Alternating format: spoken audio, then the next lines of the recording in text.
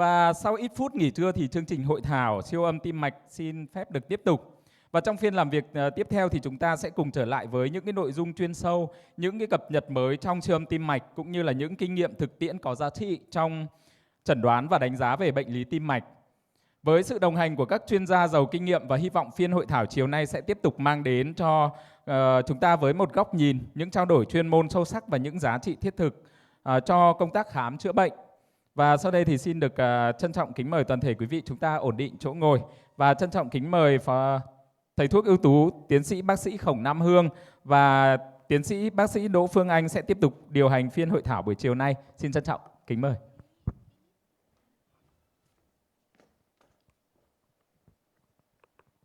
Vâng ạ, để bắt đầu chương trình của buổi chiều hôm nay thì trước hết là xin mời đại diện công ty Philip sẽ cho chúng ta những cái kiến thức về các giải pháp AI hỗ trợ trong bệnh lý tim cấu trúc và siêu âm tim hòa hình, cũng như phần tiếp theo là hướng dẫn mô phỏng siêu âm hòa hình với DSA.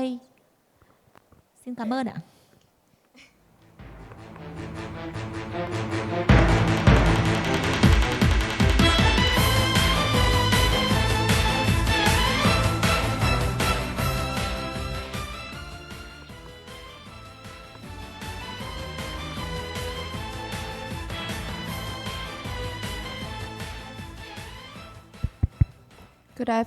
Good afternoon, everyone. I hope you have a great time in your lunch. And yeah, I'd just like to kick off afternoon session with introduction about the fusion imaging technology. I think some of you have some idea about the fusion imaging, and on the other hand, some of you it's really, really new. So I think, are we going to, walk you through the, what is fusion imaging, what we can expect from the fusion imaging technologies to get you smarter, faster, more precise to support your interventions. All right? Okay. So this slide explains why fusion is matter recently. So start with the pool. As you can see this slide, so yeah, this pool shows associated with the especially mitral valve. So as you can see, the 1 in 10 over age 75 has moderate MR, and also 156 million has carry mitral valve disease now, and 13 billion costs only in the U.S. Spent for the mitral valve disease. And with this demographic aging, so this curve only goes up. So always increasing the dose, population and the cost. And in the at the same time, the procedure and device supplies is exploding in the parallel, right? So TAVR is kind of 8-fold over the past decade. And the mitral clip also, accumulated the number of the mitral clip is over than 200K already. And the Watchman has passed already 300K. So we are living the multi-device era now.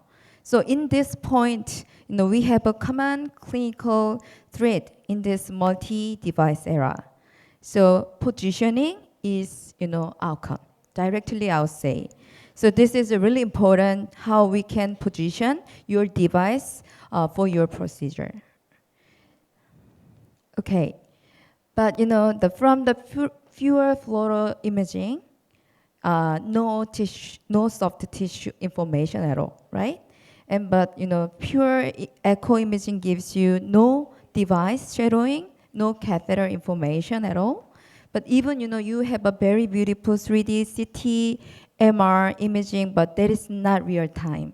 So in that point, we can support fusion imaging can give more information. So we have a weakness from the X-ray imaging, but we have a strength from the echocardiography imaging. So we can put the 3D representation for your cardiac anatomy understanding even during your interventions. And also, we can get the better understanding 3D space orientation as well. So easy navigation to your target position. So this is the goal of our fusion imaging technologies, exactly Echo Navigator. Right. So overlaying the live imaging, live echo imaging onto the your X-ray imaging. So as you can see, we have all imaging informations, soft tissue and device, and also heart model we generated by AI. So we have all together information we can utilize during your interventions. So we have sharper decision even in complex cases, and also smoother heart-team communication we can support by fusion imaging technology. And we also have greater confidence and clarity for your intervention cases. So this is what we are aiming for with our fusion imaging technologies. All right. So I think most of are really new about this. So I'm going to give you some more detail how we work in Echo Navigator. Okay. So one of the questions we've got frequently about this Echo Navigator function.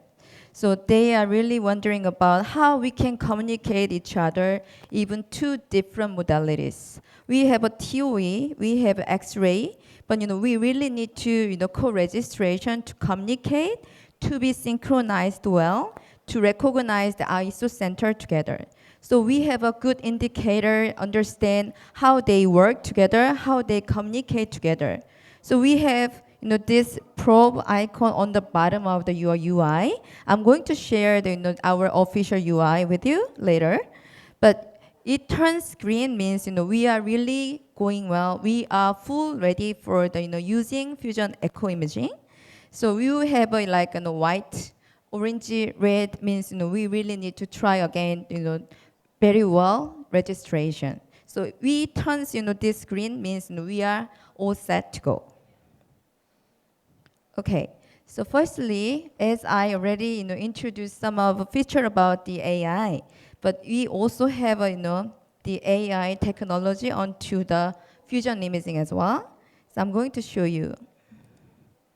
So as you got this green mark on your UI, we can start this hard model generation. This is going to be really fully automated to go. So we have full volume 3D echo imaging first. So that is recommended acquire 135-degree imaging and your mid-esophageal parasternal long axis view to acquire the whole structure including mitral valve, aortic valve all together. And then we go to have the X-ray imaging. So once you finalize your 3D imaging, so interventionist can pedal press to have a LAO 30 and RAO 30. So these three steps only required to have a fusion imaging now. So that is quite simple, but you really need to get familiar to use fusion imaging. But once you get the learning curve, it's really easy going. So once you have all steps done, so we got this hard model onto your X-ray imaging.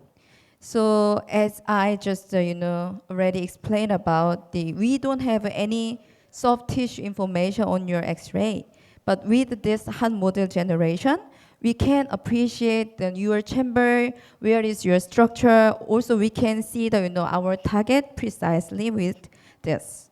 But this is made by automation, made by AI. So still, we need to convince this accuracy, right? So that's why we also providing this step to verify all chambers and your structure. So with MPR, we can see that all borderline we have tracked by automation. So we can make sure these are all good when we see here. So this is really well tracked or not. So you are not happy with that, we can restart for the registration with that. So you feel it's good to go, so just accept it. So we're going to move to the next one. Okay, this is one of the example to have for your mitral click case. So we can also choose the chamber visualized effectively. So I just turn on the array side and array appendage. We have a mitral valve, also LV there. So with this heart model, we can easily appreciate, intuitively get the information, where is our heart on the X-ray imaging. And also we have the, this live echo imaging together for your full screen. So we can see the Doppler information together. We can see the all live imaging together. So this is goal to work with the Echo Navigator. Okay, so simply I like to introduce the steps. So you just turn on the Echo Navigator, and we going to have a co-registration, your TOE, your X-ray together to get the green light. And then we get the heart model by automation steps. And we can see the 2D, 3D color overlaying onto the X-ray imaging. And you also utilize marker onto your X-ray imaging. So you have any specific target to go in your intervention, we can place the marker on the 3D, 2D, and your X-ray imaging all together. So this is a really handy tool to go for your intervention as well. So we can complete your whole journey with the Echo Navigator. So this is a very simple introduction about the steps. Right. We also provide those kind of easy option to have your optimal configuration. So it's really according to your target procedure. We can choose the option to optimal display to show the optimal tissue on your X-ray. This is kind of easy support workflow as well. And another one, we have just launched our latest version to show the transseptal area visualizations. Once you complete this heart model onto your X-ray imaging, we also show that this, I can use this. This, transseptal area visualization. This blue area is recommendable area. So you can also setting up the, how much far from the septum to your annulus level. So that is really depends on your procedure. So if you have 4 centimeter or 5 centimeter, depends on your patient's condition, we can set up, have very appropriate visualization on it. So this is also good, handy to cover, support your intervention as well. And we have another AI solution to support the fusion imaging. So this is auto MPR function. So as you have a procedure, if while you are scanning, you are operating your TOE. So we don't have any bandwidth, adjust your MPR. So this is a kind of tiresome to move your X hairline, and this is a kind of many steps require actually. But if you have just a touch on your screen, accordingly your best alignment. If you have procedures at a appendage or mitral valve or tracheal valve, we're going to just push a button to have a best alignment. So with just one click, we get the MPR accordingly for your procedures. This is another option we can utilize from the Echo Navigator with AI solution. Okay, so I'm going to simply introduce how we can work with Echo Navigator in our practice, in our case. So for the functional septum, so we have a mark placement function here. So if you just bring up your X-plane imaging, we have place the marker on your target. And also we can display the target from your X-ray as well. And another things, if once you finalize your heart model here, so we have a marker on pulmonary vein to avoid any risk for your catheter moving. So this small white triangle shows the markers for the pulmonary vein. So this is automatically generated from the AI as well. Another application we can utilize, if you have a challenging case like a very small array size, but we need to see the silhouette very clear, but there is another challenging to see there. But with this heart model, So we can see the where is area, and where is the ostium. We can see and intuitively by the heart model and this tissue on your X-ray. So this is also another application we can utilize with fusion imaging. And also we have a good overlay. Good overlay to show the after clipping. So we also overlay the Doppler imaging together, so we can appreciate the how is your procedure is going. Also, we can see the residual MR after clipping as well. So this is all happening in our fusion imaging and heart model and also Echo Navigator. So my key message for the fusion imaging Echo Navigator. So very simply say the fusion imaging is to avoid your confusion. So I believe we can guide you more precisely, smarter, simpler, quickly for your interventions. So this is my slide to wrap up as an introduction first. So I'm going to move up to the Echo Navigator demonstration. Just give me a second to shift to my Echo Navigator application. Oh,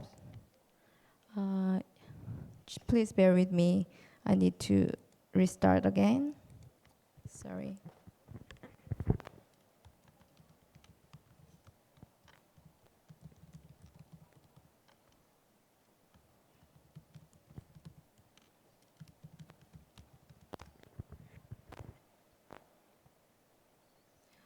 Fortunately, we have this application to give you good training how we can use the Echo Navigator. Also, we can give you some experience to get familiar all functions we have on our system, on our applications.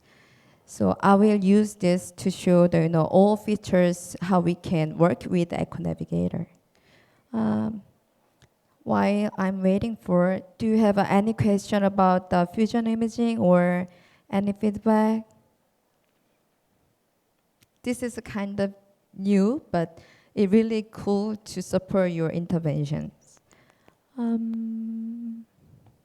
Please coming up.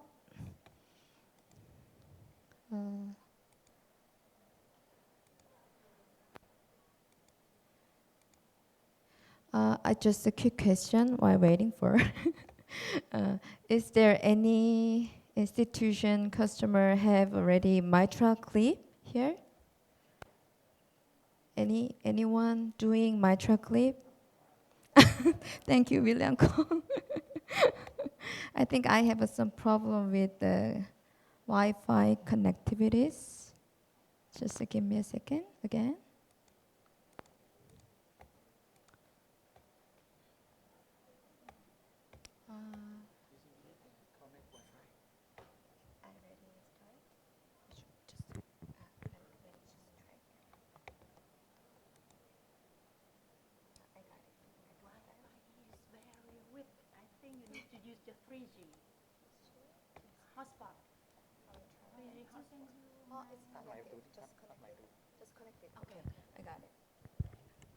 Thank you for your patience.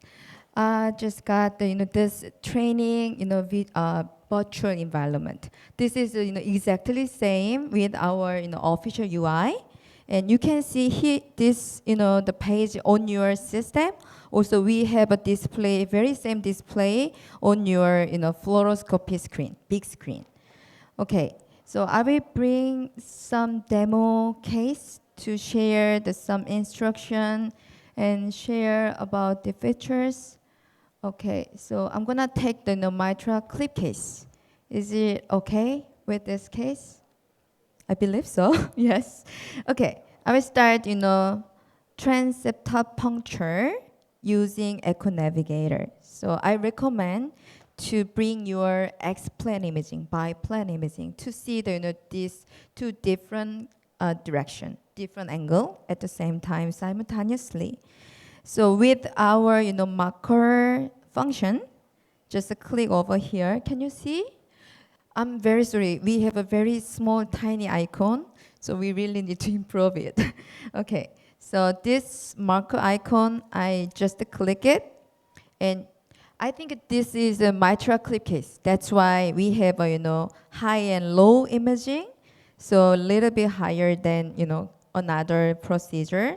So I will put on this marker on here. Right. So if I just place the marker on, we have all different review got the, this marker simultaneously. And then if you happy with this position, I will click the accept. All right, but this is not real-time tracking, this marker. So this is a kind of static tracking.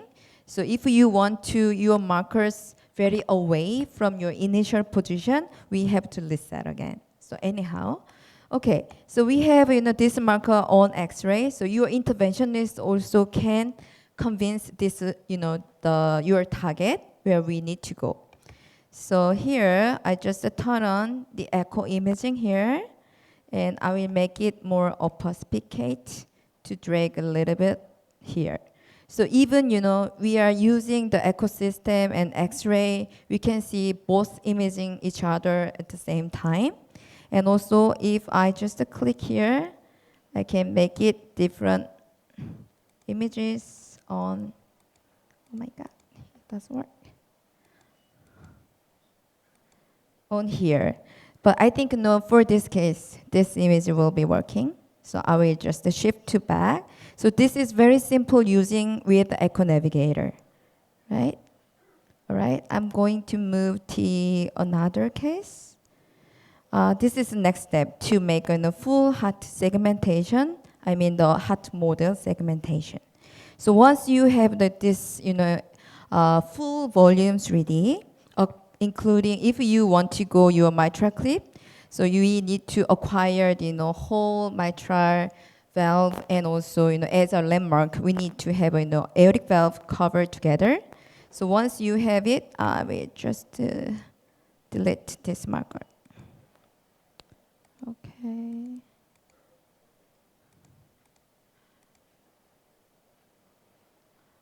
I will just delete it. Okay. So we have this icon over here. It looks like a heart. So I just click it to see the whole heart model here. So once you have acquired mid-esophageal, the parasternal longitudinal view, we can just appreciate this is our echo view, and then your interventionist go with RAO 30 and also RAO 30, regardless order. So with this, just go through these 3 steps. So we got that. The message we have all done. It's still going. All right. So we have already, full segmented by, heart model here. But if you want to verify this tracking is fine to go for using your case, I'll just switch this MPR here. So we can move your imaging up and down and, front and back. So we can see all chambers we have got from our full volume size, and we can appreciate these are all, fine, satisfied with to go. So you say, it's fine to go, I will accept it. Right. So we have, all segmentation on your X-ray. But this looks so complicated. So I'm going to make an optimize for the mitral clip case. Right. So I will remove unnecessary the structure, aura out. Okay. And RAA sometimes needs. And I will remove LV and right side all. And I will turn on the heart model here and make it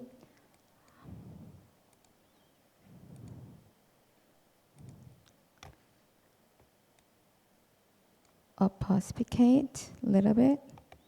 It has some delay, I'm sorry. Yeah, okay. I have turned on. So I just off this 3D imaging. Sorry, so there might be some delays. I just made an optimized model for your mitral clip case. So we have mitral valve here, and also LA appendage ostium, and we have a LA side onto your X-ray imaging. So really intuitively recognize where we are going. And here I'm going to take off this aortic valve. No need for mitral clip. Okay. So with heart model, we can easily appreciate this heart model as well, and we also can on this 3D imaging on here, and sometimes we need to bring the this MPR view to show, to give this 2D imaging information all together. Okay. And I'm going to move another imaging for you. Okay, let's see this. Okay, this is also, all same, the steps to go. Here, I'm going to take off this aortic valve. And all here. And I will bring this heart model. Here, I will make it a little more contrast to see. So as you can see, this light and gray area is our assumption. Sometimes we cannot acquire the full size of your heart. So in that case, we do assumption to see this area, so we can recognize this is by assumption, this is from your actual anatomy. So with this, we can also on display altogether, and I move. If you want to give another trajectory information there, we can put the markers here, and also we can put here to see all the alignment, how we can go through this marker. So this also can be handy for your intervention case, right? Okay, so if you interested about the LA appendage occlusion case, I will move to the occlusion case. Okay.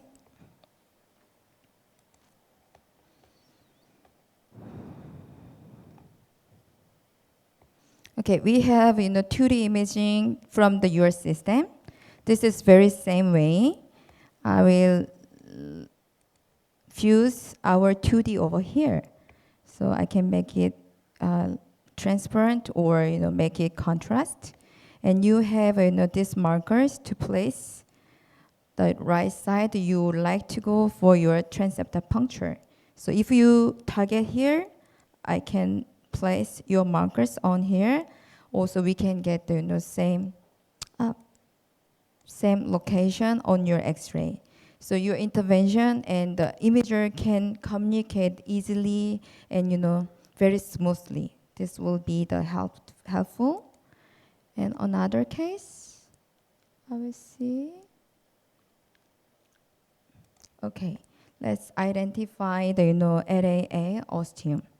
So as you can see, right? And you want to place marker. This is a simple function for the first step. So you can give the Q-tip area to give the information onto your X-ray, and I just accept it. And if you also have coronary site to give the information here, and I make it a little opacified to see all these markers on. So I think based on the heart model, segmentation also very useful to go to appreciate heart model anatomy during your interventions.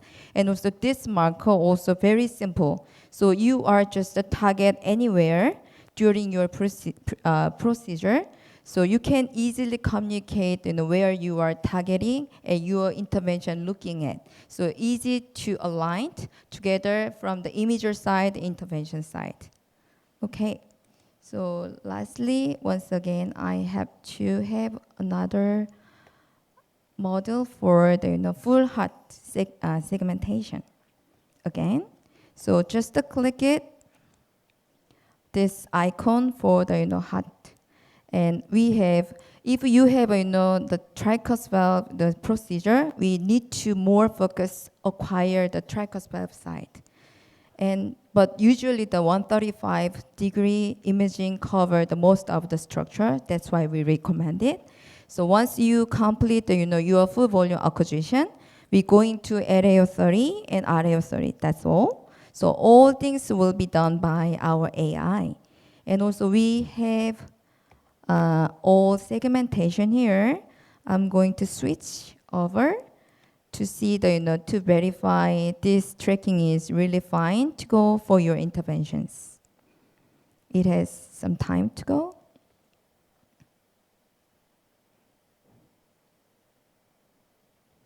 Okay. This step is just to give you assure about the tracking. So you can just skip it during your intervention to move faster. So you feel like this is quite good tracking, all structure fine with this heart model segmentation, we can just accept it. So we made this model onto your X-ray.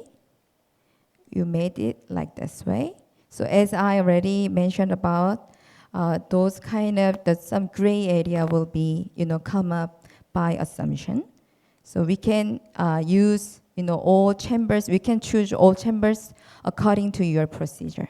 So this is the way we can utilize fusion imaging in your practice, in the intervention case. Thank you very much for your attention.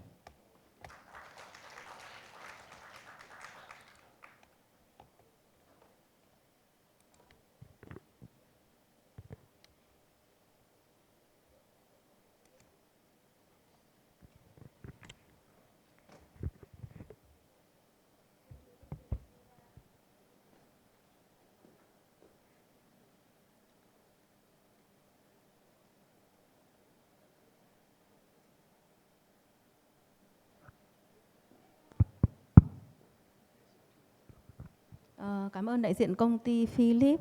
And the next section, I would like to introduce Associate Professor PhD William CONG, who presents on topic anatomical structure of the heart valve. Please,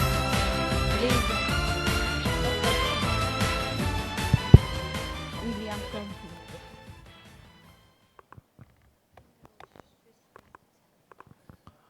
Okay, good afternoon, ladies and gentlemen. My name is William Kong. I'm from Singapore National University Heart Center, together with Professor Raymond Wong today. So the title of my first presentation is Basic Understanding on the Valve Anatomy in 3 Dimensions. These are my disclosure. So hopefully at the end of this session, all of you should be able to describe the 3D anatomical relationship of the 4 heart valves. Secondly, to identify the principal components of the mitral, aortic, tricuspid, and pulmonary valves. To recognize the relationship between the valve anatomy and the adjacent cardiac structure. Also to understand the standardized 3D echocardiographic orientation. And last but not least, to develop a systemic approach to interpret 3D valves images. Okay, why do we need to do a 3D? Traditionally, 2D echo provides only the tomographic slides through a complex 3D structure. However, you know that the valves are actually a 3-dimensional structures and it's dynamic throughout the cardiac cycle. It's also composed of multiple interconnected components inside the heart, and also closely related to the valve next to each other, chambers or other cardiac structure. So the 3D echo allows direct visualizations of the morphology of the valves, spatial orientations of the valve, assessment of the leaflet and commissural relationship, and also to understand the communication using standardized anatomical terminology, and also to improve the understanding of the structural intervention, which is what we use nowadays, 3D imaging to guide the structural intervention. So this is a picture of the 3D coordinate systems. Before you interpret the valve, you need to establish whether the relations is anterior or versus posterior, superior versus inferior, medial versus lateral. And then you have to identify which chamber is it, which inflow or outflow tract, the valves, and also the neighboring structures. So the 4 valves are mitral, is inside the left atrium connected to the left ventricle, so functional as a atrioventricular valve. Tricuspid is in between the right atrium and the right ventricle, function also as an atrioventricular valve. Aortic connects the LV to the aorta, which is a semilunar valve. Pulmonary is connecting right ventricle to the pulmonary artery, also a semilunar valve. So important spatial relationship between the mitral and aortic, tricuspid and pulmonary, right side and the left side of the heart valve, inflow and outflow. So it's all interconnected. So now we look at the cardiac fibrous skeleton. It provides a structural support for the valve orifices and also to contribute to the electrical isolation between the atria and the ventricle.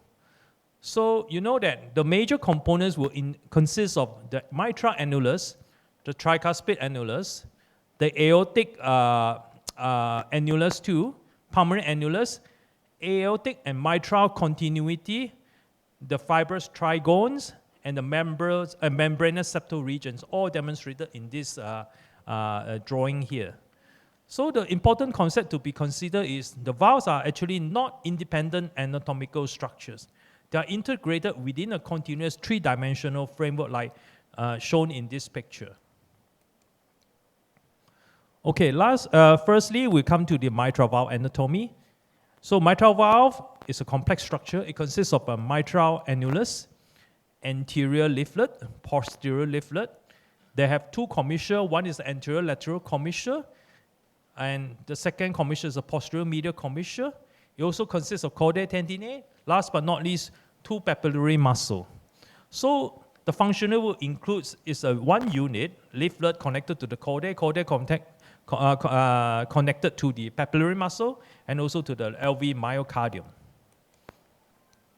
So when we look at the mitral valve in depth, the anterior leaflet and posterior leaflet, the anterior leaflet you can divide into 3 scallops.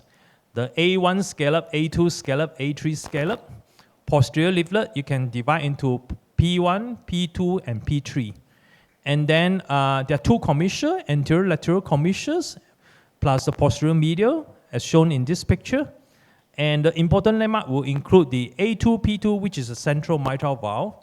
A2P2 is a very important landmark historically for mitral valve because that's where the Alfieri stitch was created to stitch A2P2. It's called mitral valve repair. Now we use this concept for our mitral clip or Pascal system to do a transcatheter H-to-H repair in the A2P2 region to minimize the mitral regurgitation. So this nomenclature is very important when translating a 3D image into a precise anatomical description. So day-to-day work in our lab, we communicate with all these terminology, especially also to the surgeon in the operating room when they're doing the mitral valve repair or the mitral valve replacement. So let's talk about the mitral-aortic relationship.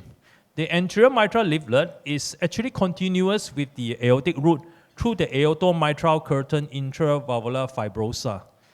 And the LVOT also connected to the aortic valve to the aortic root.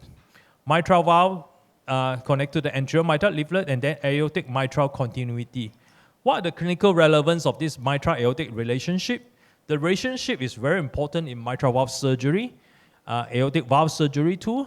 Patient presented with endocarditis because the abscess or the vegetation actually can extend between these two regions, mitral and aortic, and periannular complication from endocarditis and structural heart valve intervention.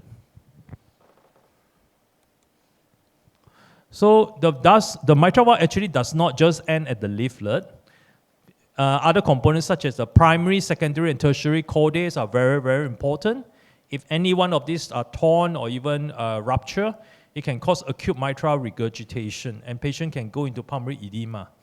So the papillary muscle as well, especially in myocardial infarction, anterior lateral papillary muscle and the posterior medial. So it depends on which vessel is infarcted. Actually, the papillary muscle can necrose and get a papillary muscle rupture, and then also can get the patient unwell with acute pulmonary edema. So three-dimensional relationships are actually between the papillary muscle position to the chordae tension and so to the leaflet coaptation. So we move on to the aortic valve anatomy. There are three cups: the right coronary cups on the top, and then left coronary cups, and then non-coronary cups, which is facing the intra-atrial septum. So the surrounding structures will include the annulus, the sinus of Valsalva, commissures, sinotubular junction, and ascending aorta. So there is actually coronary relationship to each of the cups. So RCC is related to the right coronary artery, LCC is related to the left coronary artery, and then NCC, which are non-coronary cups, is related, but there's no coronary ostium, just facing the intra-atrial septum. So we have to think of beyond the cups, you know. The functional aortic valve complex will include the alveoli, start from the alveoli, then went to the annulus. Annulus after that connect to the valve cups, then through the sinus of Valsalva, sinotubular junction, ascending aorta. So it functions like a unit. Okay, we move on to the tricuspid valve.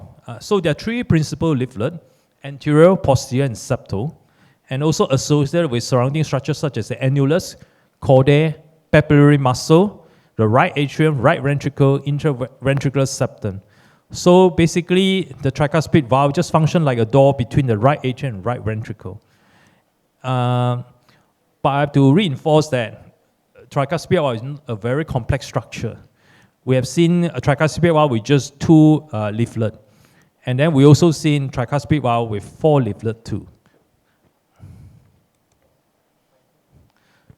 So the tricuspid valve is just more than a right-sided mitral valve. Important relationship will include the septal leaflet, which is to the interventricular septum, anterior leaflet to the RV anterior and free wall, posterior leaflet to the RV inferior and posterior region. There are also a lot of nearby structure which is important: right ventricular outflow tract, aortic root membranous septum, conduction systems of the heart, and right atrial structure. So what are the clinical relevance? This relationship become particularly important in functional tricuspid regurgitation, device-related tricuspid regurgitation like the pacemaker lead or the AICD lead, splaying open the septal leaflet causing torrential tricuspid regurgitation, the pacemaker AICD leads interaction, surgical repair of the tricuspid valve, last but not least, transcatheter H-to-H repair of tricuspid regurgitation. So pulmonary valve, probably one of the least important among the 4 valves.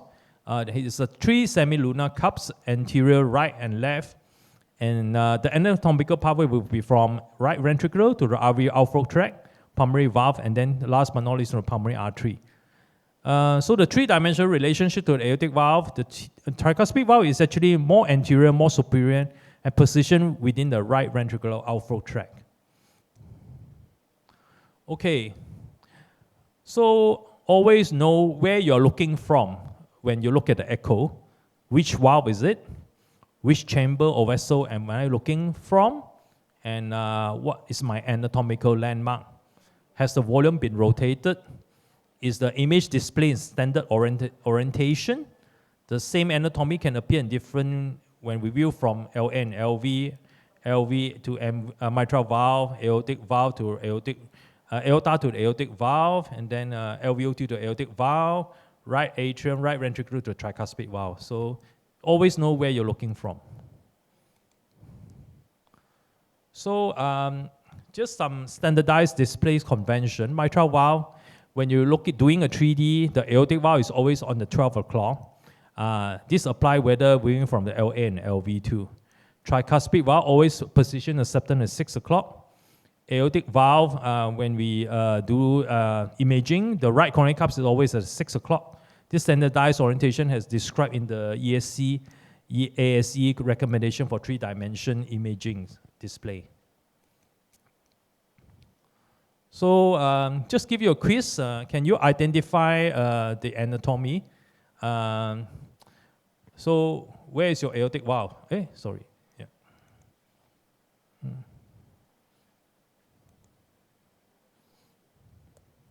So the aortic valve is actually at the 3 o'clock, okay? Yeah. So which leaflet is A2? So here is A2. Yeah. P2? P2 is somewhere there.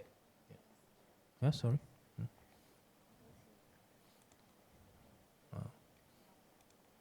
Oh, okay, sorry. Yeah. So start again. So this is the aortic valve. And the A leaflet is anterior leaflet, so it's A2. P2 is basically opposite the A2, so P2 is here. Commissures are these two region here. And which direction are these wheeling from? So this is wheeling from the left atrium. Later on, when we do the hands-on, we should be able to see more what I described just now for the anatomy in 3D, yeah? So the take-home message, valve is usually a 3-dimensional structure. It should always be interpreted in relationship to the surrounding structure. And the viewing perspective determines the appearance of the valve. So whether you image from the LV or the LA. So standardized 3D orientation allow consistent anatomical communication. Mitral valve will require understanding the entire mitral apparatus, not just the leaflet itself. Aortic anatomy extend from the LV through the valve and into the aortic root. Bear in mind that aortic root, you can divide into annulus, sinus of Valsalva, sinotubular junction, and the ascending aorta. The septal relationship is fundamental to an understanding of tricuspid valve, and then the primary valve should be understood as a part of the RV outflow tract. Okay, just want to take 1 minute to promote this book. This book actually written by a group of cardiologists in our department, including myself and Professor Raymond Wong. The chief editor is Professor Yeo Tiong Ching, our emeritus professor in echocardiography in our department. So it's a case-based comprehensive cardiology. Actually, this book is available to be purchased as a hard copy and soft copy in the Springer website. Yeah. Thank you.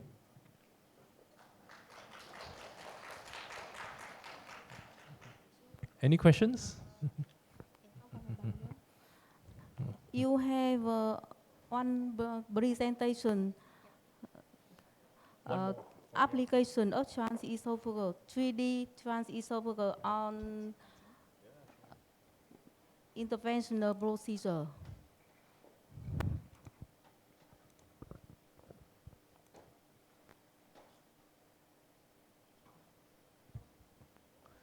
Okay, so I'll just continue with my talk. So second talk is case-based explorations of structural heart disease solution. Okay. Well, this one I have a lot of slides, so I will go through very fast. Yeah. This is my conflict. So doing TE is not without risk, but generally safe. So there are some potential risks like the breathing difficulties, heart rhythm abnormalities, can cause bleeding to the esophagus and injury to the teeth, mouth, throat, and esophagus. And patient have to accepting moderate sedation. This can cause respiratory disorders, and overall, but serious complications is pretty rare. Yeah.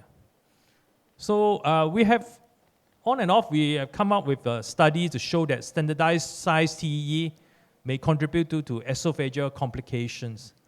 So the prevalence of TE-related complications is higher than previously reported probably because we are doing more structural intervention. That's why we see more complication. And patient's pathology and prolonged procedure were the main factor linked to TE-related complication. So you can get esophageal ulceration, bleeding, damage to the tooth, and the tooth can be aspirated into the lung, so etc. So there's some study to show that the gastroscopy revealed esophageal injury in up to 40% of patients which are complex, such as hematoma and mucosa laceration.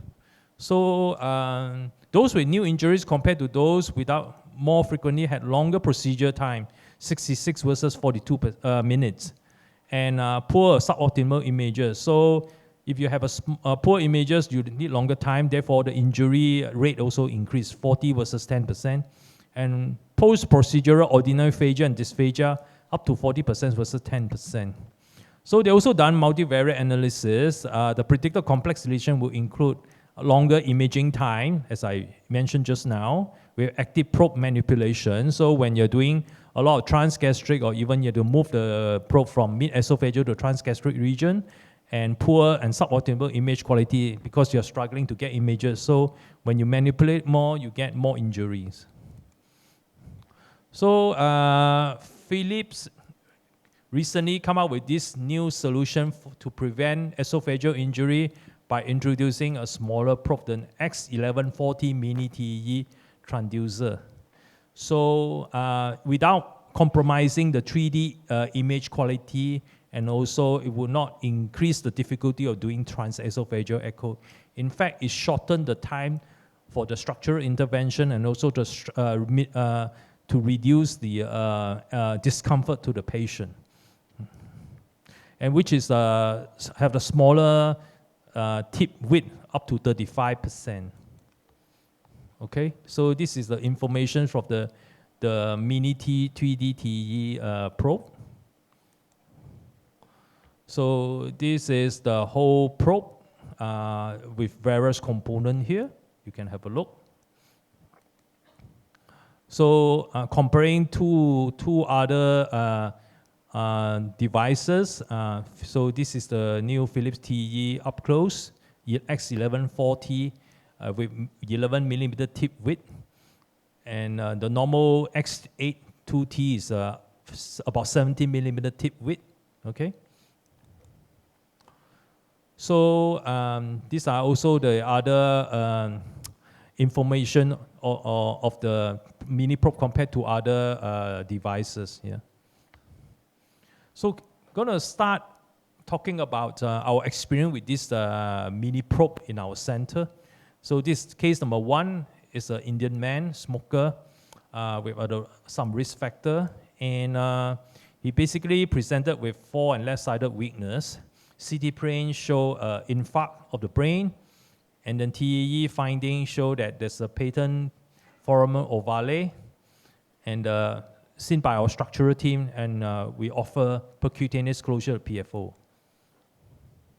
So you can see that this PFO is quite floppy and quite a large gap. Okay, if you do a Valsalva, it's even a larger gap. So high risk having further stroke. So you can see this is the shunting across. So this is a 3-dimensional image showing the gap there. So the guy has crossed the PFO. It's 3-dimensional imaging showing the system already across the PFO. And then this is the device to close the gap. Okay, so it's successful.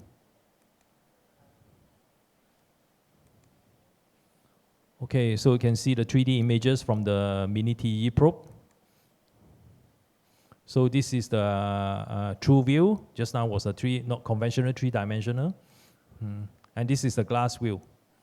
So patient actually spent less than 24 hours in the hospital because it was a mini probe and we did under local sedation. Patient was discharged on the same day. So patient satisfaction level is very, very high. So case number 2, 47-year-old lady having palpitation. So went to China, had echo twice, second time under cardiologist, and told they have a hole in the heart.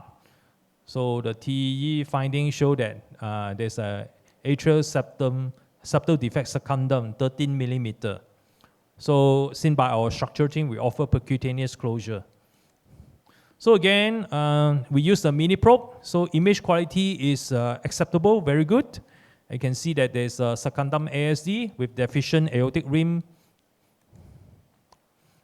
Okay, there's a shunting with the color Doppler. Okay, so three-dimensional images, we show that there's a oval-shaped ASD. And put the guy across again, like the PFO. So we put a larger device this time.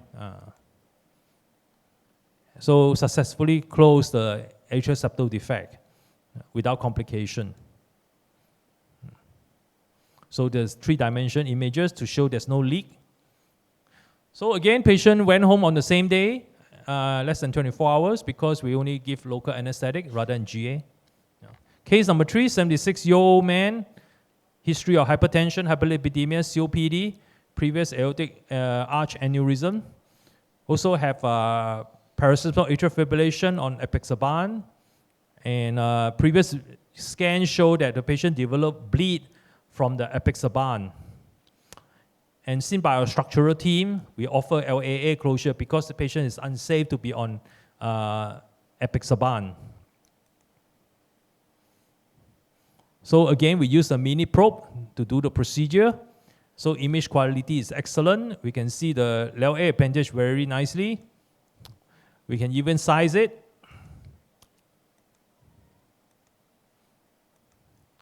We use the mini probe to size it, and also we use the MPR to size it too.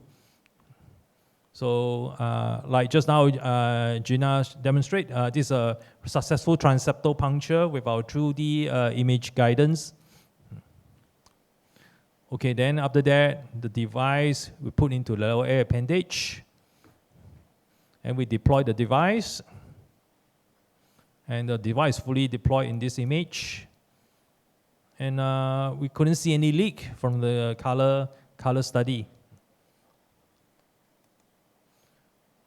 Okay, so you can see that the device actually seated very nicely in the LA appendage without occlusion of the mitral valve. Yeah.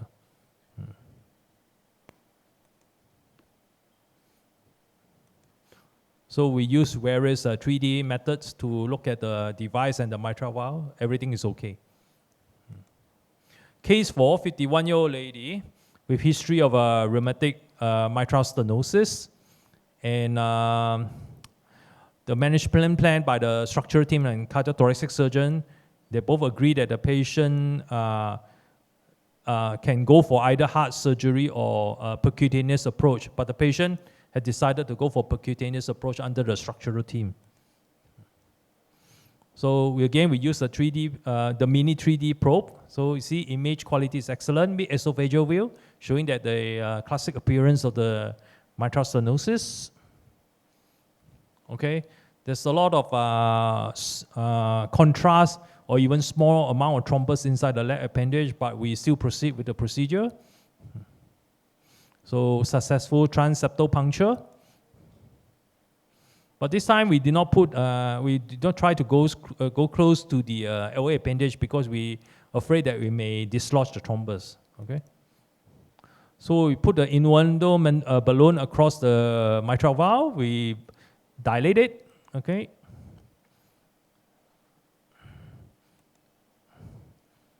And then the mitral valve is opening better. I think the end result is just mild mitral stenosis and mild mitral regurgitation. So it was a successful procedure. We managed to split open the commissures. Okay. I think this case is a little bit higher risk than the PFO or the ASD. That's why we decided to keep the patient 1 day. So the patient discharged the next day from our ward without any complication.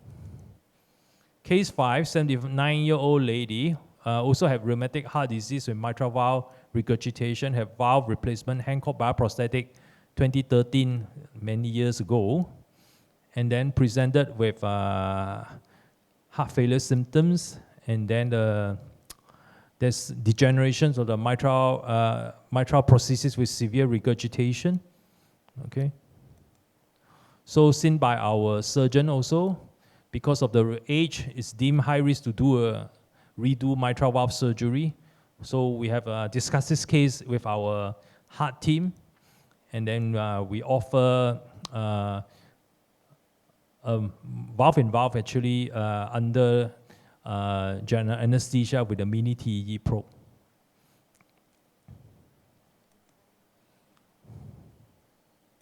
So this is you can see that there's a very eccentric MR jet from the degenerated mitral prosthesis. See, there's a large hole inside, malcoaptations between the leaflet. Very large MR jet with Coenda effect. So you can see the true view also demonstrate there's a flail leaflet. Okay.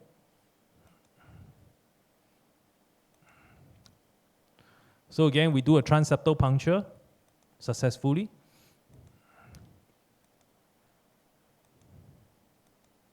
Then we use the lampoon procedure to make the valve a bit bigger so that we can put a bigger valve inside. So it was a successful valve-in-valve procedure with the Abbott Sapien valve. So didn't see any transvalvular regurgitation. The valve now is opening very well without any regurgitation. So another successful procedure with a mini probe. Case number 6, 82-year-old man, multiple comorbidities. The echo show flail anterior leaflet with severe mitral regurgitation seen by the surgical team, but because of age, deemed too high risk for heart valve surgery. So again, refer to our structural team, and we offer percutaneous age-to-age mitral valve repair with a mitral clip system. So the image quality is acceptable. We have managed to see the degenerated mitral valve, okay? And then a large regurgitation with large pisa and vena contracta. Okay, you can see the flail leaflet. So very successful procedure with our mini TEE probe, okay? And then you can see that the clip is actually positioned between the A2, P2 region. Yeah, with the true view. So image quality is very good. We can see the clip arm, you know, with the anterior and posterior leaflet on it. So we close the leaflet. You see minimal mitral regurgitation.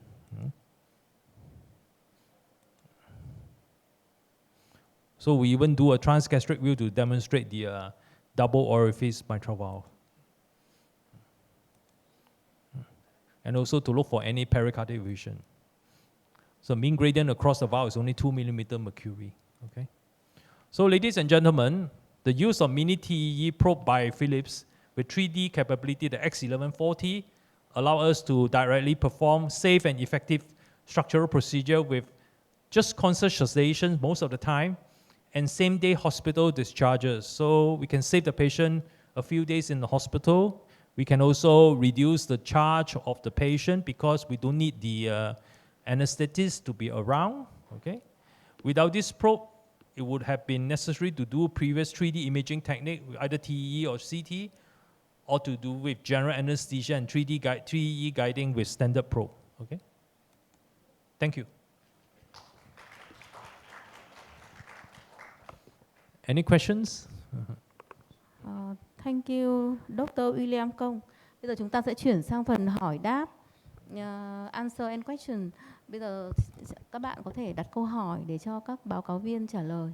Xin mời mọi người hỏi. Mọi người hỏi chỉ cần nói bằng tiếng Việt cũng được, nói tiếng Anh cũng được, nói tiếng Việt cũng được. Nói tiếng Việt thì cứ nói chậm chậm thôi thì AI sẽ dịch tự động câu hỏi trên màn hình.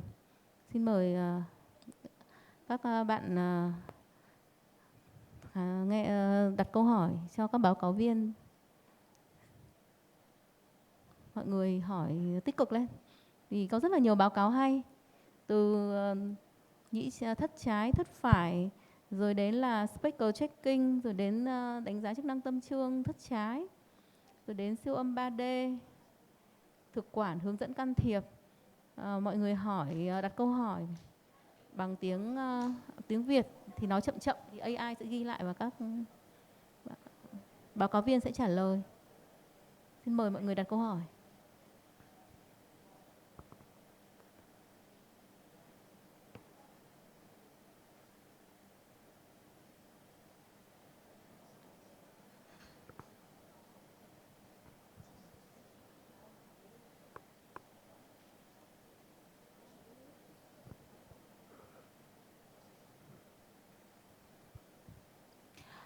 I have a questions for Professor Wong. Please, in routine clinical, what are the main challenges in acquiring reliable strain measurement, especially in a patient with poor acoustic window or a suboptimal image?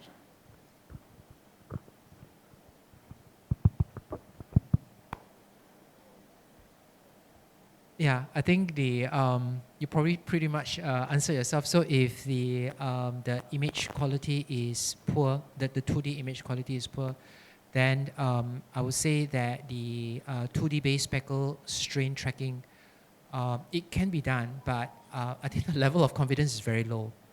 Yeah, because we need to track those speckle clearly. And actually, we do have patients with very large body mass index. And those cases, we typically will have to defer to, for example, MRI. For tissue characterization, yeah.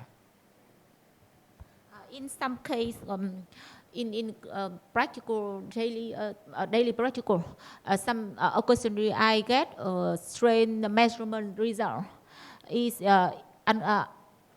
inconsistent with 2D image or clinical presentation. In this case, how can we determine the abnormal strain result is truly abnormal from some image problem? Yeah, so when we have a discordant result, first of all, it is not common. Yeah, the case that comes to my mind was a young man who was about to be enlisted into the National Service in Singapore. So his ejection fraction is what we did was we used Otto Simpson's is around about 55 to 60, which is very common in the 18-year-old boy. His global longitudinal strain, if I recall, was -13. Yeah, very discordant, like, as what you mentioned. History was a bit difficult because he is a very large boy. His body mass index was, if I recall, about 34, 35, and does not exercise, so there's no way of telling whether he's symptomatic or not. But what we found out was that he has essential hypertension because of the very large BMI, and number two is that he really snores at night. So there will have to be some form of sleep apnea. So for that reason, I went on to do the cardiac MRI with a tissue characterization for him. And MRI came back, ejection fraction was about, if I recall, it's about 50-51. Diastolic function was normal. So I would say that for him, I wouldn't have pursued to do the cardiac MRI if it's not because of the abnormal average longitudinal strain. But I would say that I end up making an appointment to see him once a year because I think he is in the early phase of some form of adverse remodeling. And in this case, it's concentric remodeling from very large BMI as well as sleep apnea. So I think that the discordant result is less about them being discordant, but more about the fact that the composite of those results actually tell me a lot more about the mechanics of the myocardium. Do you think that in the future, modern AI can help us to overcome this problem? Oh yeah, definitely. There are already commercially available AI software. In fact, there are quite a few out there. I think it's more than 100 already FDA approved. So they do actually. So when we acquire the images, we need to actually. It depends. So there are some that will require you to turn on the strain function. But as for the rest, for example, if you were to use TomTag, you actually do not need to. You can just make sure that you have a 4, 3, and 2, and then it will actually compute all the results. In fact, it will also compute the diastolic function. And if you were to input the ECG tracing, it will actually give you a score as to the likelihood of preserved ejection fraction failure based on just the echo and ECG as well. Yeah. So with AI, I think this information will be there for every single patient. I think the challenge then is that when the numbers do come out on the report, what do we make out of it? And the reason is because, for example, the diastolic function, it is, we got to be careful if there's, I mean, just a simple example, if the patient has a mitral annular calcification, I mean, how much are you going to trust your tissue Doppler imaging? But those numbers will be out there by the AI anyway. Yeah. Thank you. I would like to ask you, Dr. Wang, in routine clinical practice, do you assess the ZLS in left ventricle, right ventricle, and left atrium routinely? Do you assess all the speaker checking? LV?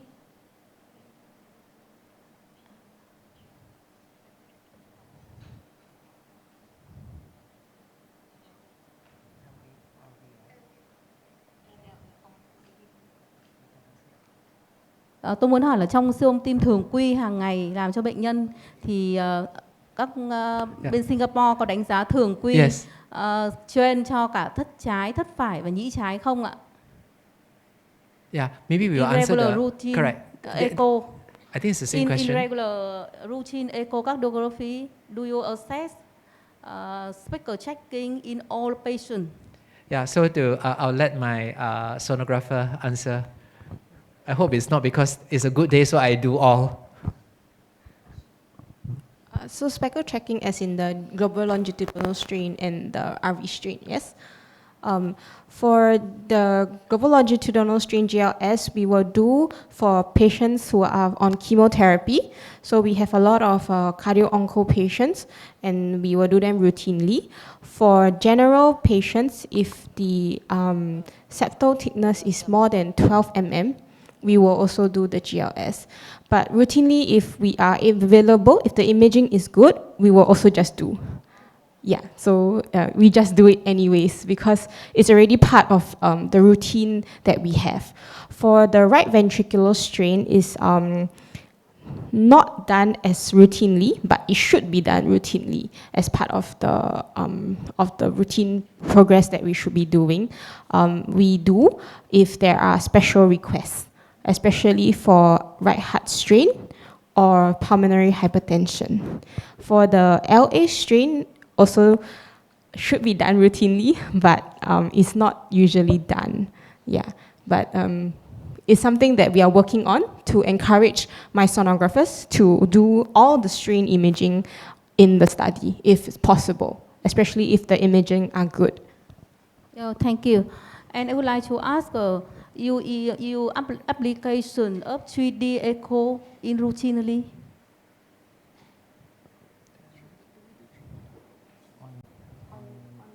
On the transthoracic echo or the tôi muốn hỏi là transesophageal? trong cái thực hành lâm sàng hàng ngày ấy, thì các bạn có ứng dụng cái 3D transthoracic, tức là siêu âm thường quy 3D qua thành ngực, có ứng dụng thường xuyên không ạ?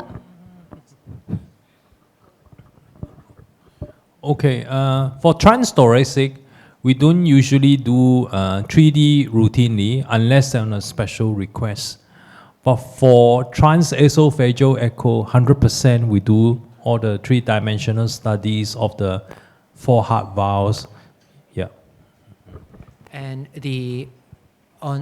I think for my own practice, the transthoracic three-dimensional echo to look at the left ventricular function, in this case, particularly left ventricular ejection fraction to assess the cardiotoxicity from chemotherapy, I do infrequently. And the reason why it is less frequent is because you need to have a very clear endocardial border, which is not always the case. If you can't do that, then the three-dimensional ejection fraction that you get, the volumes and the EF, again, very, very low level of confidence. Yeah, but on a case-by-case basis, when the patients have a very clear, there are many patients who are very echogenic. Yes. Thank you. Yeah. Các bạn có ai có câu hỏi gì cho các báo cáo viên không ạ? Xin mời hỏi, mọi người tích cực hỏi lên. Đây có bạn hỏi. Cho bạn cái micro. Dạ, thế thưa các thầy cô, là em muốn hỏi là có cái yếu tố nhiễu nào ảnh hưởng đến cái việc đó, cái sức căng cơ tim của mình không ạ? Ví dụ như là nếu bệnh nhân có tràn dịch vào ngoài tim thì mình cái việc đánh giá cái sức căng của cơ tim thì nó còn chính xác nữa không ấy? Em xin cảm ơn. Yeah, again, I think you actually answered yourself. So if the patient has a significant pericardial disease, constriction, tamponade, then those are the situations where the strain, in fact, for that matter, all your tissue Doppler index, your S prime, E prime can be affected. So what we do is that we actually don't do strain on these cases. We kind of like just manage the pericardial disease. I'm off my mind. I cannot recall whether there's any prognostic. Maybe Dr. Martin can add whether there's any strong prognostic implication of using global longitudinal strain in pericardial disease. Yeah, because I think it's likely to be abnormal anyway. Just I want to get back the topic about left atrial strain, because I don't know how it's going for you in your routine clinical practice there when assessing diastolic function. But the last guideline really are, I mean, there is an increase of the sensitivity to detect diastolic function, but not, there is a contradictory information for clinical trial about the usefulness for left ventricular filling pressure increase detection. And then for me, from my point of view, left atrial strain is really useful. Sometimes you measure pulmonary inflow and then IVRT, and there are a lot of contradictory information, and you get the left atrial strain may help a lot. About the strain, I have a question for you also, because back in 2000, I was one of the enthusiastic measuring a lot of parameters to evaluate cardiac synchrony before CRT patients. And then in 2008, a prospect trial came and destroyed all our hopes and dreams. And nowadays, there have been identified different mechanical patterns in the left ventricle contraction, especially apical rocking, septal flash, etc.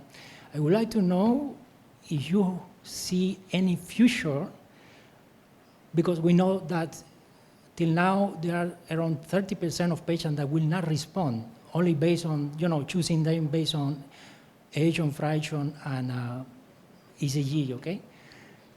What can we do for that? Do you see any future in the mechanical desynchrony assessment based on a speckle?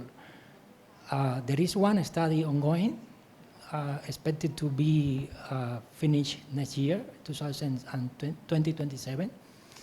But they are assessing this kind of mechanical pattern as a predictor for, CRT responder, right? But how do you see this, the future of mechanical desynchrony to predict a response to CRT?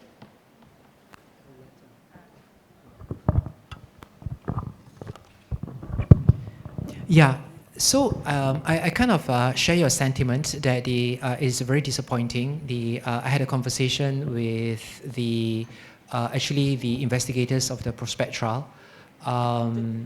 Yeah, and the typical insight is that the mechanical dysynchrony is there. I mean, it's measurable. You can even see it visually. But just borrowing a very early trial, this is a MRI trial using the MRI-based strain. Dysynchrony that can be corrected by cardiac resynchronization therapy seems to be more important in patients in left ventricle where there is a clear dysynchrony in MRI strain between the septum and the lateral. And so my own perspective is that it is unlikely that any measures of a mechanical dysynchrony will actually predict success. I think it's in the end it's still back to the left bundle branch block, 150 millisecond QRS duration, and ejection fraction.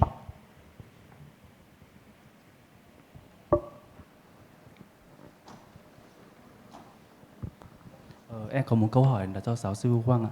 Thì là sức căng nhĩ trái thì sẽ bị ảnh hưởng khi cái sức căng thất trái trục dọc ấy, nó còn bảo tồn ạ. Vậy thì sức căng nhĩ trái khi mà cái GLS bị bảo tồn thì cái sức căng nhĩ trái thì mình có thực hiện không? Và cái ý nghĩa của cái chỉ số này khi mà cái GLS bảo tồn ạ?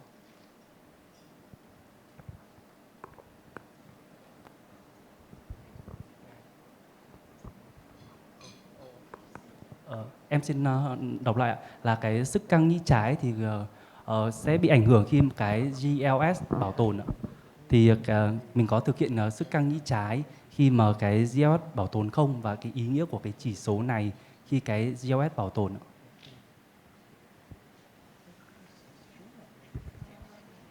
He would like to ask in case GLS left ventricle normal, the left atrium strain is I think the question is that in a context when the left ventricular function is normal, what is the clinical usefulness of a left atrial strain?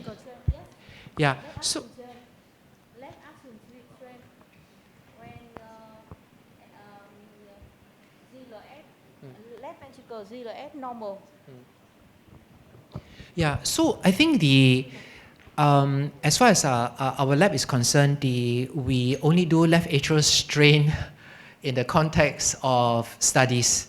We have published a few studies on the usefulness and the utility and the predictive value of a left atrial strain in multiple cohort, hypertrophic cardiomyopathy, hypertensive heart disease. So these are the patients that are kind of like presumed to have a normal ejection fraction, and what is the use of a left atrial strain as a direct measure of left atrial stiffness? We found out that it is highly predictive. It's better in terms of the area under the curve assessment than our left atrial volume and left atrial volume index. But in terms of the clinical guidance, I would say that it does not change our practice. There's no drug that we can give that can actually modify the left atrial strain for that matter. We are also aware that the left atrial strain, you're going to come across literature that say that 35 or 40 is normal. But I think I'm not sure whether for our lab we also use that. We use 40 as a cutoff, but I'm not sure whether we actually know what is a true normal, whether it's 35 or even for that matter it's even higher. And so what actually is of more clinical importance for us in the lab, in particular patients with valvular disease, pulmonary hypertension, is to actually looking at the left atrial volume and left atrial volume index as a marker of how sick the valvular heart disease is. So I hope, I don't think that answers your question, but in general, we do not measure left atrial strain for clinical purposes. Oh, I just want to add that when we look at the different component of left atrial strain, it's just the only one that's predictive is the reservoir strain. Yeah, because that's when the mitral valve are closed, so left atrium is receiving blood from the pulmonary vein, and depending on the stiffness and the compliance of the left atrium, that will actually give you the left atrial reservoir strain.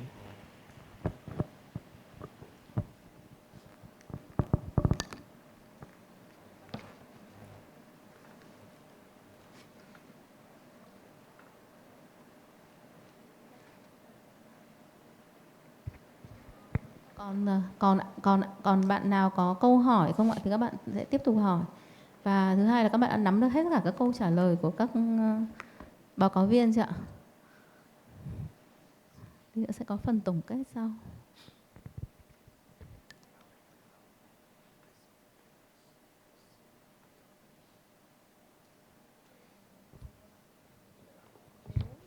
Nếu mà không ai còn câu hỏi gì nữa thì chúng ta sẽ chuyển sang nghỉ giải lao. Dạ vâng, kính thưa quý vị, thì trong buổi hội thảo ngày hôm nay, các chuyên gia của chúng ta đang tham dự hội thảo ở đây thì cũng mong rất nhiều câu hỏi từ quý vị, và đây là cái cơ hội mà để chúng ta chia sẻ cũng như là trao đổi những cái thông tin liên quan cập nhật đến chuyên môn siêu âm tim. Vâng, tiếp tục ạ, những cái câu hỏi của quý vị khách mời dành cho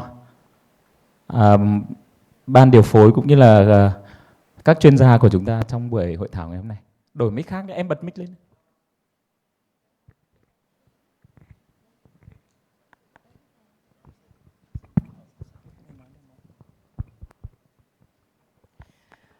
We have one more question.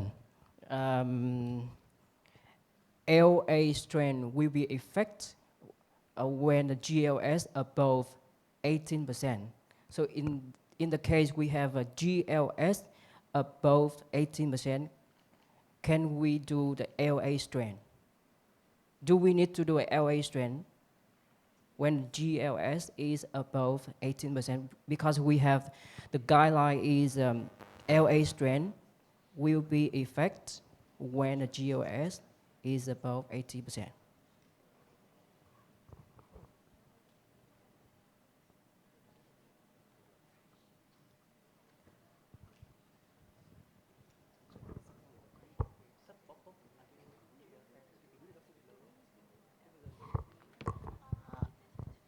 This is the question. Left atrium speckle tracking will be affected by GLS if it is above 18%. So when LA strain, so do we need to do LA strain when GLS is below 18%, and the meaning of the left atrium speckle tracking?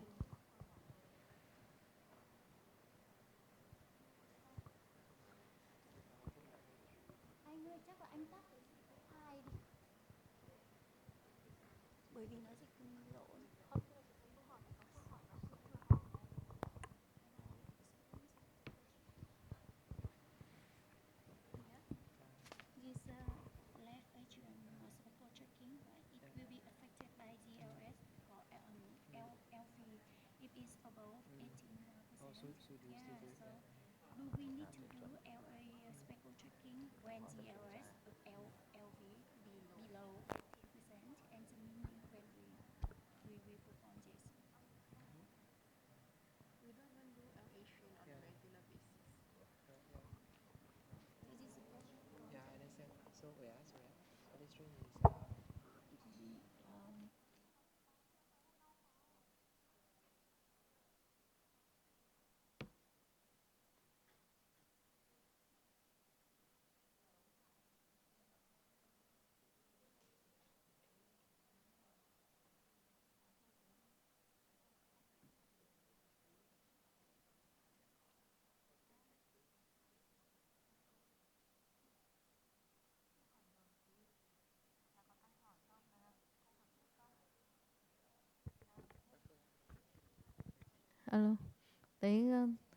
Cái câu hỏi này thì cũng gần tương tự Câu hỏi này cũng gần tương tự như câu hỏi trước, chỉ có cái là cái này nói rõ âm 18% thôi.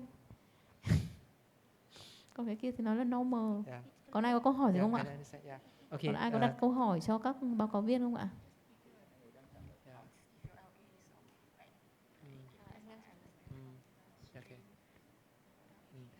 I guess the question is whether it is still valid to do the left atrial reservoir strain.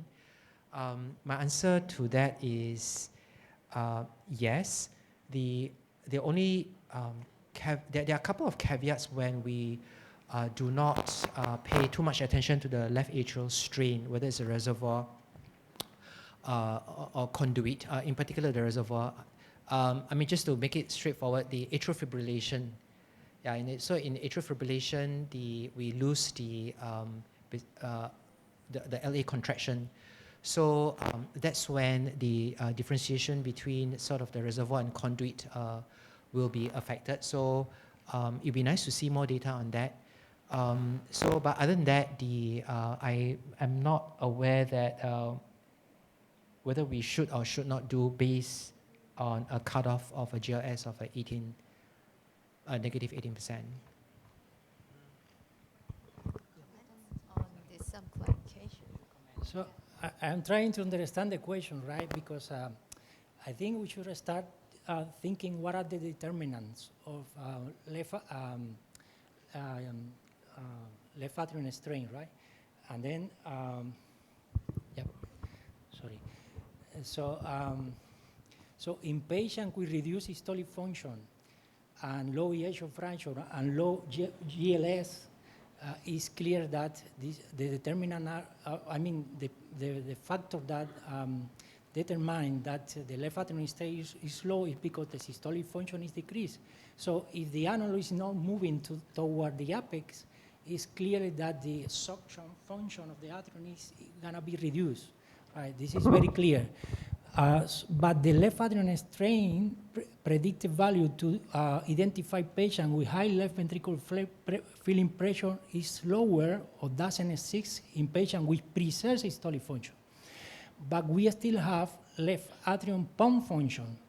If the left atrium pump function is above 14, this patient likely have normal left ventricular filling pressure. And it was demonstrated by one important study by Inoue with confirmation by invasive catheterization. So in patients with reduced ejection fraction, yeah, it worked well, but with preserved ejection fraction, the predicted value is lower.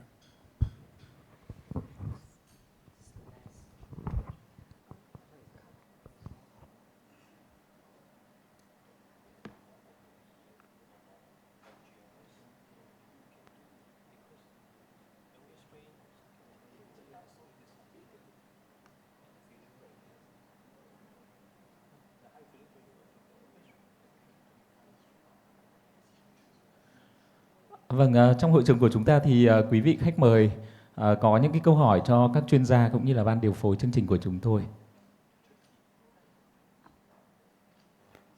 Vâng, ban tổ chức cũng đang chờ đón những cái câu hỏi từ các quý vị bác sĩ đến từ rất nhiều bệnh viện cũng như là các phòng khám từ Hà Nội và các tỉnh lân cận đã có mặt trong buổi hội thảo ngày hôm nay. Thì xin mời quý vị chúng ta đặt những câu hỏi cho các chuyên gia của chúng ta.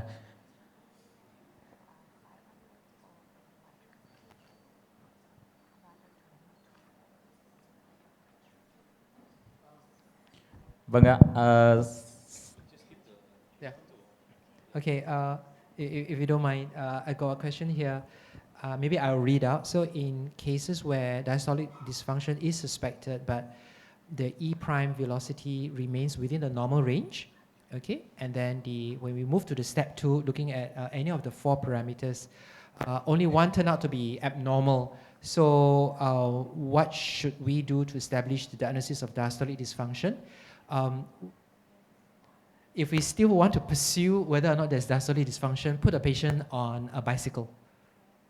Put a patient on a bicycle and then measure the change, in the diastolic dysfunction, and you look at the change in the slope. Yeah. So that's what is, and this is particularly important actually in patients where their main complaint is exertional shortness of breath, and you already established that it is not due to chronotropy incompetence, because in many of our more elderly patients, when they walk, their heart rate just don't go up. They're on high doses of beta blocker, and then next thing you get shortness of breath. But that's because of the drug treatment. But otherwise, move on to exercise. Ok. Bác tức là Miss Dr. Raymond Oang vừa mới nói rằng là trong cái trường hợp mà đánh giá chức năng tâm trương thất trái ấy, mà các chỉ số thì không đủ lên để nói là rối loạn chức năng tâm trương hoặc là tăng áp lực đổ đầy thất trái, thì lúc đấy thì có thể làm siêu âm gắng sức bằng xe đạp. Lúc đấy có thể làm siêu âm gắng sức bằng xe đạp đánh giá chức năng tâm trương. Và nếu như mà có nhất là với những cái bệnh nhân mà có triệu chứng lâm sàng nhưng mà đánh giá lúc nghỉ thì chưa rõ rối loạn chức năng tâm trương và tăng áp lực đổ đầy thất trái, thì lúc đấy hoàn toàn có thể làm siêu âm gắng sức với xe đạp. Và trong cái quá trình làm siêu âm gắng sức với xe đạp, nếu mà E trên E phẩy tăng lên trên 14 hoặc là áp lực động mạch phổi tâm thu tăng lên, và nhất là cái vận tốc qua van hai lá tăng lên trên 2,8 m trên giây ấy, thì lúc đấy sẽ nghiêng về cái hướng là có rối loạn chức năng tâm trương thất trái độ 2, và cái đấy sẽ giải thích được là cái triệu chứng trên lâm sàng của bệnh nhân là khó thở khi gắng sức, mặc dù lúc nghỉ có thể bình thường. Is it okay? Oh, thank you. Dạ vâng, xin cảm ơn các chuyên gia cũng như là ban điều phối của chương trình của chúng ta. Và không biết là trong hội trường thì quý vị còn những cái câu hỏi nào để đặt cho các chuyên gia của chúng ta trả lời, đặc biệt trong lĩnh vực siêu âm tim mạch nữa không ạ? Vâng, kính thưa quý vị, thì sau cái phần mà hỏi đáp này thì chúng ta sẽ dành ít phút nghỉ giải lao, và sau cái phần giải lao thì chúng ta sẽ đến với cái phần thực hành siêu âm. Ban tổ chức cũng đã chuẩn bị tiệc trà ở ngay phía đằng sau hội trường, và xin quý vị dành những thời gian ngắn ngủi ở bên nhau để chúng ta chia sẻ, trao đổi những cái kinh nghiệm và chúng ta dùng tiệc trà. Xin trân trọng kính mời. Và chúng ta sẽ quay trở lại hội trường sau 15 phút nữa.